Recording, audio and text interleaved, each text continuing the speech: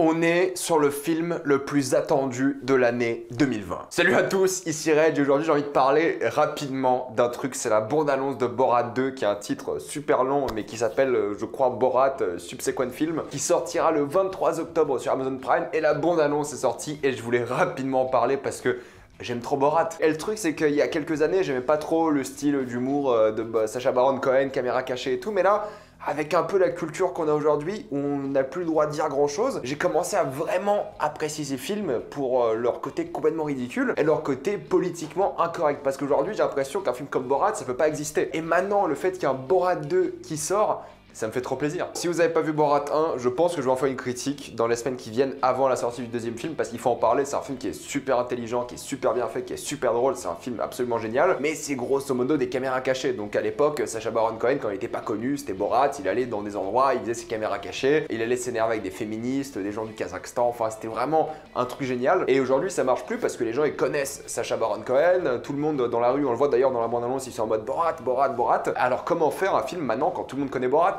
Tu te déguises, tout simplement. Alors oui, Sacha Baron Cohen a récemment fait la série Who is America qui est sympa, même si à partir d'un moment ça commence un peu à s'essouffler. Mais c'est vrai qu'il a plus tendance à critiquer, comme on le voit dans cette bande-annonce de Borat 2, les républicains, les gens super conservateurs des États-Unis, les gens mais qui sont complètement submergés par leur stupidité, le bourrage de crâne américain. Il y a un moment, il y a une scène dans la bande-annonce qui parle du virus.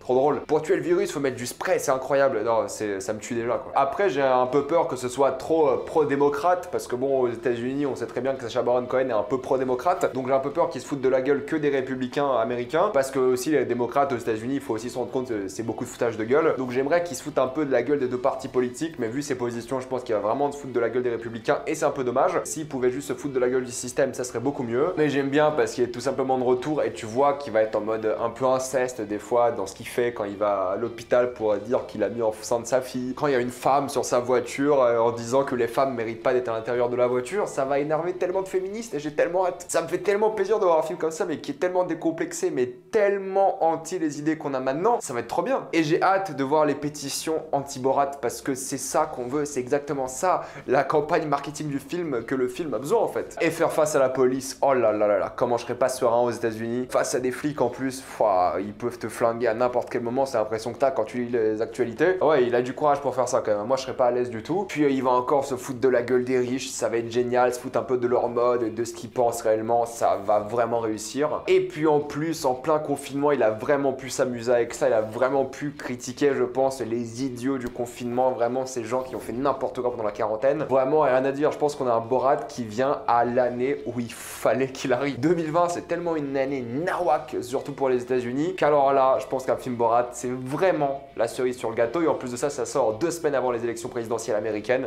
Magnifique. Puis à la fin, quand il va se foutre de la gueule de Mike Pence déguisé en Donald Trump, c'est ce que je veux en fait, c'est vraiment ce que je veux. Après, j'aimerais que ce soit plus critique des États-Unis, mais le film n'est pas sorti, c'est qu'une bande-annonce, mais je pense qu'on va bien s'éclater avec ça. Parce que tu vois que d'un côté, ça a changé un peu l'attitude qu'il avait par rapport à certaines choses. Tu vois que ce sera sûrement un Borat qui a évolué, qui a vraiment changé un peu de priorité, des choses à critiquer. Là, vraiment, je pense qu'il va être beaucoup plus politique que dans le premier. Même si son attitude a un peu changé, même si les sujets qu'il va traiter ont un peu changé, je pense que vraiment, c'est un mec intelligent, c'est un mec très drôle. Et il va réussir à nous vendre un peu du renouveau avec Borat, parce qu'on n'a pas envie que ce soit la même chose qu'à l'époque, parce que les mœurs ont changé. Et il faut évidemment évoluer avec son temps parce que c'était il y a quoi, 14, 15 ans, Borat 1, donc bon, faut changer les choses. Mais ouais, clairement, on a envie de voir un film Borat, surtout dans notre société d'aujourd'hui. Mettez-moi dans les commentaires si vous êtes énervé par cette bande-annonce, si vous avez envie de voir la suite, si ça vous fait un peu peur. Moi, j'ai un peu peur d'un certain point de vue parce que j'ai peur qu'il soit trop politique, anti-républicain, que ça perde un peu le propos de son film. Mais grosso modo, j'ai super hâte de voir ce film. C'est le film le plus attendu en cette fin d'année, je suppose. Mettez-moi de ça dans les commentaires et comme d'habitude, pensez à vous abonner à la chaîne pour plus de vidéos. Mettez un j'aime et partagez cette vidéo, ça aide beaucoup la chaîne. Si vous aimez la chaîne, pensez à soutenir en faisant un don sur Utip ou en rejoignant la chaîne à côté du bouton s'abonner. Suivez-moi sur Instagram pour des critiques exclusives. Suivez-moi sur Twitter pour toutes les news et salut à tous.